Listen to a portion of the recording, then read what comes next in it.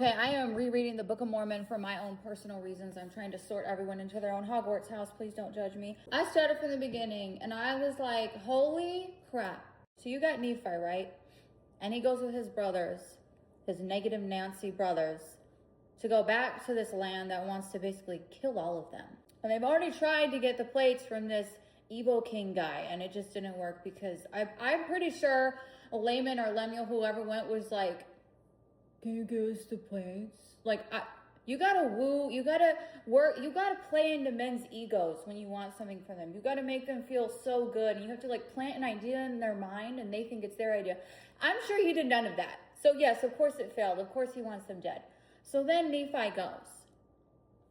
He just happens upon Laban.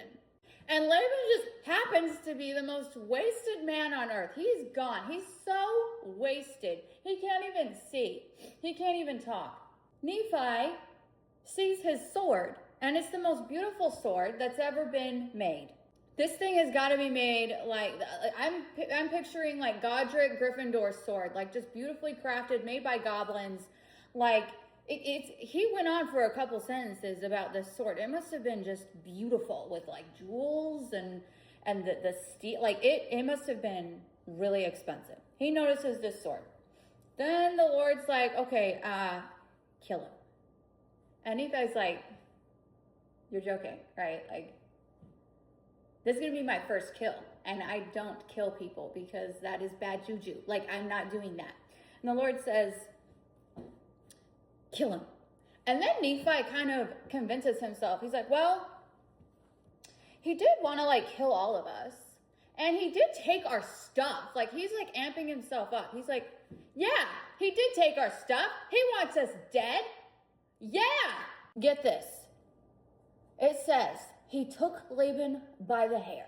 He picked him up by the head. This guy's so wasted. I don't know if he was putting up a fight like, hey man, what are you doing? Or if he was just like passed out, blackout drunk. I don't know. I wasn't there. He picks him up by the hair, word for word. He's got to have like long hair, probably like me. Picks him up by the hair. He's just slobbering drunk.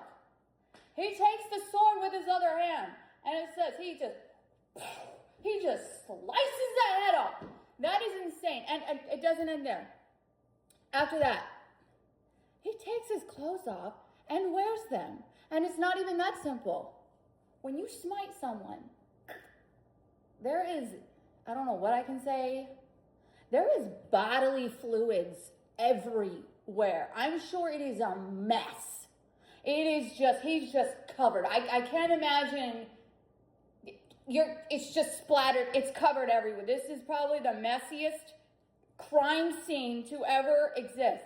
And he's got to get the clothes off this messy guy, put them on. They're probably also covered in bodily fluids. He puts it on and just leaves them. It's not like he traded clothes with him. He didn't say, oh, and I dressed up Laban in my clothes. He just left this headless, wasted guy on the ground. That would make an insane movie. And he's got to be so disguised, this dress, because when he went to his brothers were like, ah! And they ran away because they literally thought he was Laban. I think they were also screaming because he was covered in blood. I think that kind of startled them. Just a whole bloody Laban. They're probably like, oh, he done killed Nephi and he's coming for us too. That's what I think. That's where I am so far. I'm shook. This is a crazy story. I don't know why it didn't seem like that big of a deal when I've read it in the past, but reading it now, I'm like, holy crap, my adrenaline would be going. Trying to undress a body after you've killed it, I've never done that. But I can only assume he was like shaking. Like he had to have been so, like there are so many emotions. Based off all the true crime podcasts I have listened to, that was probably one of the most adrenaline rush moments of Nephi's life.